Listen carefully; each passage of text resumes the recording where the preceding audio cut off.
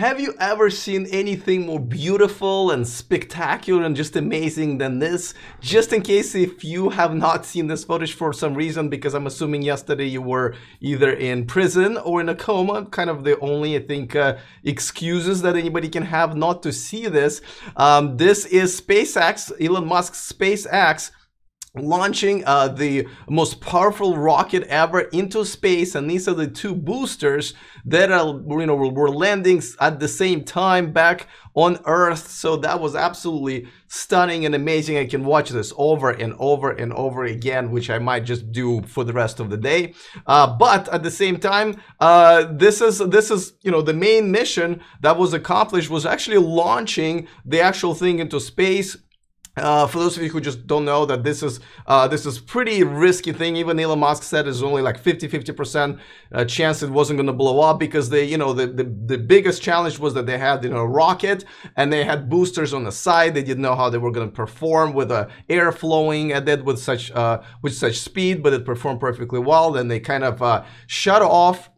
And before that, just if you guys don't know, before that, they would just burn into the atmosphere and they would lose it. But the SpaceX have been working and done it a few times successfully on recovering those and landing them vertically. But this is the first time they've done it at the same time. So this was absolutely epic and amazing. And if you haven't seen it, you should just watch the whole like 15-minute video on SpaceX's YouTube channel, because this is absolutely unbelievable. Now, I usually don't feature a comment of the day, and this is one of the two today. But, in my honest opinion, actually mention something that is true, that when they were showing the videos from both boosters, it wasn't the videos from two different boosters. It was the video from the same one, just delayed with a bit of I believe like half a second or so. SpaceX already acknowledged that, and they reposted the correct video with feeds from the both boosters. But I thought it was kind of interesting that somebody noticed that. So thank you for that. We do have a comment of the day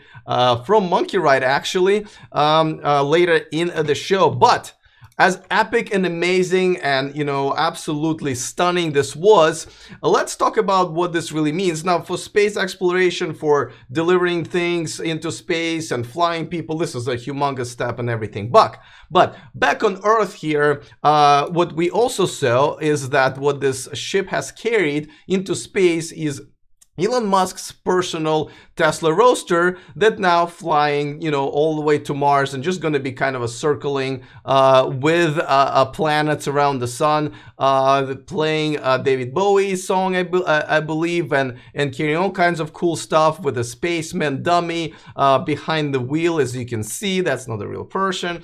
They had live feed for, I think, 4 hours after that. That was absolutely amazing. This was taken from there. This was an actual Elon Musk's Roadster flying in there. And so, but at the end of the day, if you think about it, once the dust settles, pun intended, really, what people found out now, a lot of people may not appreciate this whole booster recovery and landing and vertical landing, all that stuff.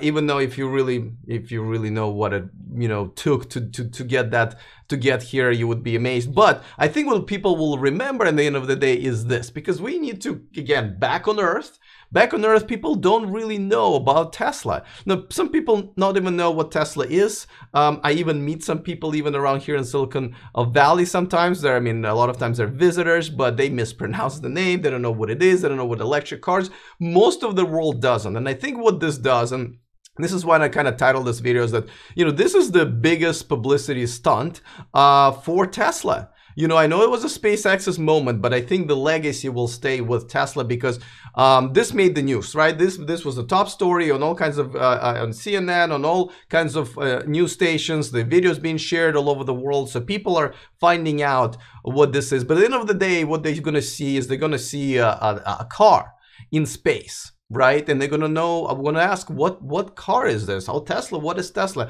And I think this is the genius of Elon Musk. Besides the unbelievable show, long-term vision, they could have launched a lot of things. They could have launched a telescope, they could have launched all kinds of satellite, they could have, but they have launched the Tesla Roadster, something that people will see for a long time and remember it. And I think this is something that will create an awareness. I just covered a story yesterday, right, about the Super Bowl car ads completely failing to even mentioning to the world that electric cars and electric powertrain and hybrids and stuff like that even exist, right? This is a counter to that. This is letting the world know that these cars do exist and people will look into it and they will enjoy this show. Maybe they'll enjoy other shows. Maybe they'll watch the semi-truck and a Roadster unveiling. So I think this is absolutely unbelievable. Evie Patty, welcome to the stream. You made it. Thanks for joining us. Wish SpaceX stock would be available for common stock, says Greg. Well, Tesla stock is available for everybody. It is yeah, it's just a lot of comments. Some of you actually saw it, those of you who actually live in Florida, or even some people drove there. It was sold out within, I think, 3 seconds, so that was very, very cool. And once again, let's just see that video, that absolutely stunning video that they've made available. It's on their YouTube channel. Oh yeah, that's the stuff.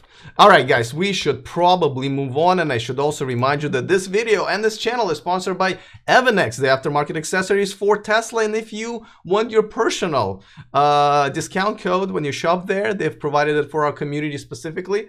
Grab it from the description of this video. And if you're enjoying this video, guys, by the way, just don't be afraid of that little thumbs up icon, guys. Don't be afraid. Nothing's going to happen. You just click on it.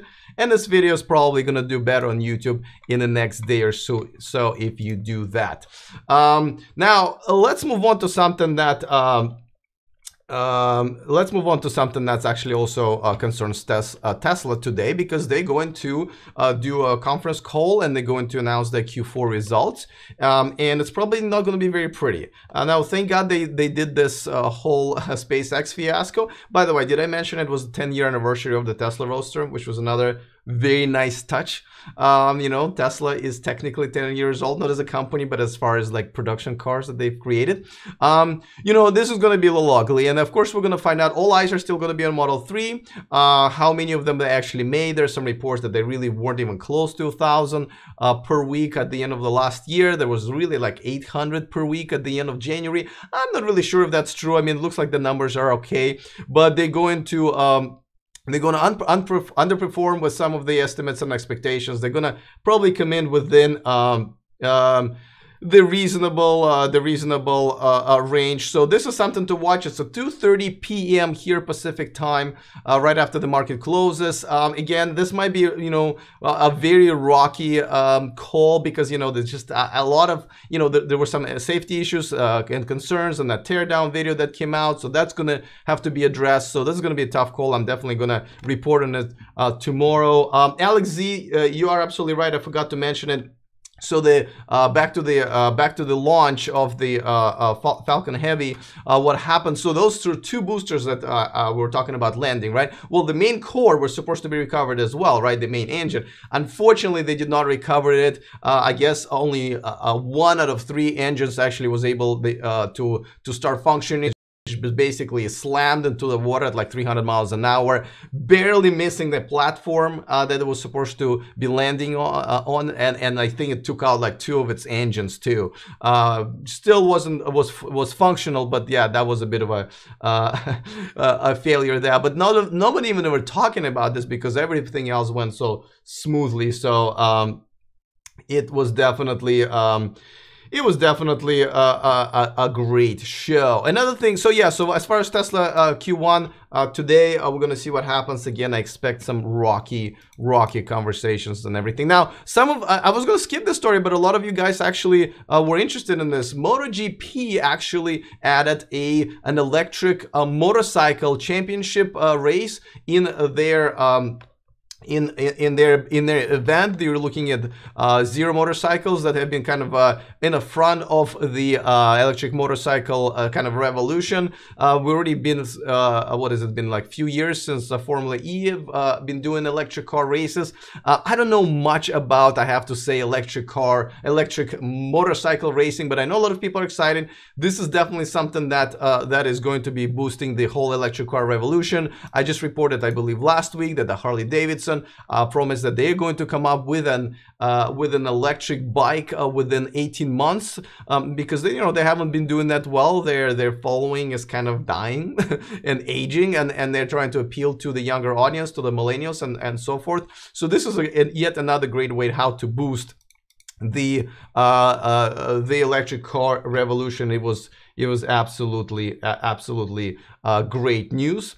Back to the Falcon Heavy comments in the chat room. Neil says this Falcon Heavy was made of the older Block 3 boosters. They're planning to get rid of all of them to make room for the Block 5 boosters, as the latter is good for mini launches, not just a couple. Yeah, I mean, they're making progress. I think every time they launch, they're doing something amazing. They're making really good progress.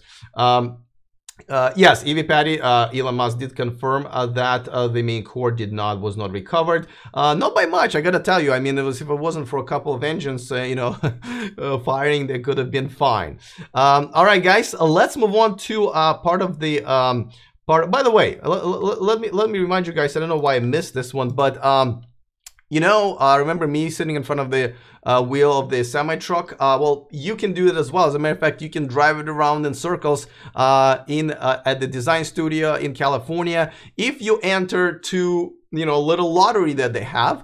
And for that, if you haven't done it already, please go ahead and go into the description of this video. Use my referral link for Tesla. You don't have to buy a car. You just have to enter your email address, submit it to Tesla because they'll put you on a newsletter list, which is not that bad. If you haven't been already, then I get entered as well, so we both have a chance to win, and that way I can make a video for this community and you can also have this experience. So please go ahead and do that. It is in the description of this video. It really takes like 5 seconds, guys. Literally, I'll just wait.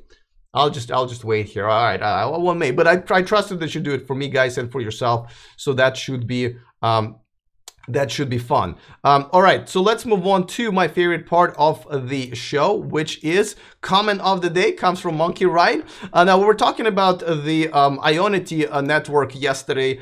This is probably going to be the biggest competitor. They have 3 different networks that are building up in Europe, the fast charging networks. Ionity is one of them. It's sponsored and invested by BMW, Mercedes, Volkswagen Group, and Ford, and a few other investors. But he was making a bigger point, I have to say, and I kind of cut it down and something that I haven't thought about, so sorry about that. But so there's a bigger post.